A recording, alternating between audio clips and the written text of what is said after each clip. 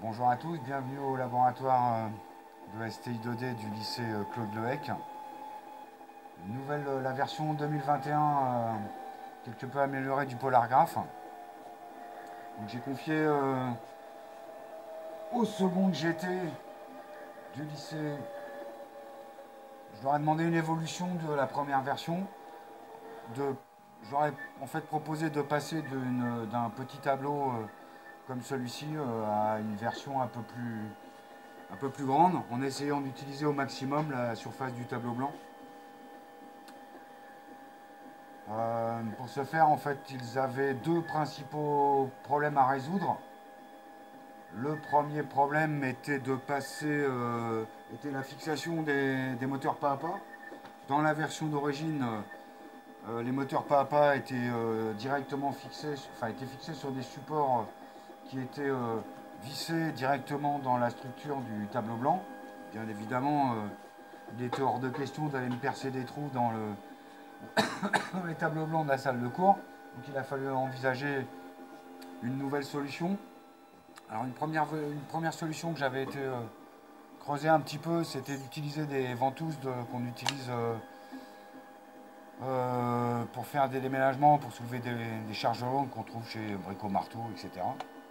Le souci, c'est qu'elles sont légèrement poreuses et au bout d'une demi-heure, elles se décrochent.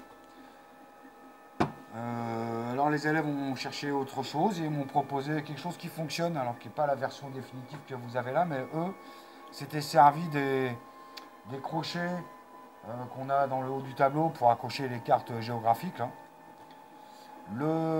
Et ça fonctionne, hein, leur solution fonctionne. Le souci, c'est que j'avais aussi demandé de pouvoir l'adapter à d'autres tableaux dans d'autres salles de cours. Et il se trouve que dans une de mes salles, le tableau est un peu cheap et n'est pas pourvu de crochets. Donc il a fallu trouver autre chose. Donc la dernière version, voilà, celle qui est installée là, j'ai utilisé des aimants de carrossier. Bon, c'est puissant. Alors ils sont puissants, résistent bien à un effort de traction. Par contre, en cisaillement, c'est pas la panacée. Donc dans la version définitive, en fait, ils sont non seulement maintenus par des aimants permanents, mais aussi il y a un appui sur la face supérieure du tableau. Voilà, ça c'était le premier problème à résoudre.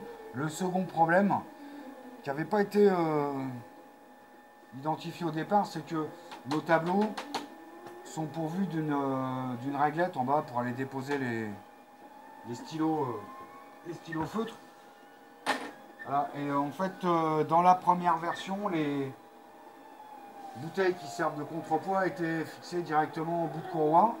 Seulement pour arriver dans les parties hautes, là, il fallait que la bouteille dépasse le dessous du tableau.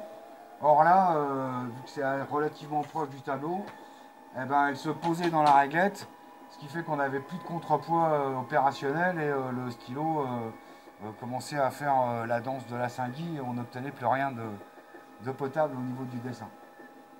La solution qu'on a trouvée, c'est de faire un mouflage. Voilà, à l'aide d'une poulie de renvoi ici qu'on aperçoit vaguement là. Cette poulie de renvoi va nous permettre le mouflage va nous permettre de diviser par deux le déplacement vertical de la bouteille par rapport au déplacement du stylo. Voilà, ça fonctionne à peu près correctement. Alors il y a encore quelques tout petits soucis de respect des dimensions. Là je sais pas trop, mon micro-stepping là-bas où mon point zéro est pas tout à fait correctement calibré. D'ailleurs on voit la ligne supérieure ici, contrairement à la ligne inférieure qui est pas mal du tout.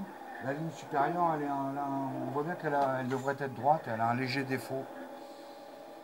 J'ai pas encore bien identifié d'où vient le problème, mais écoutez, ça marche pas si mal que ça. Voilà, je vous remercie de votre attention.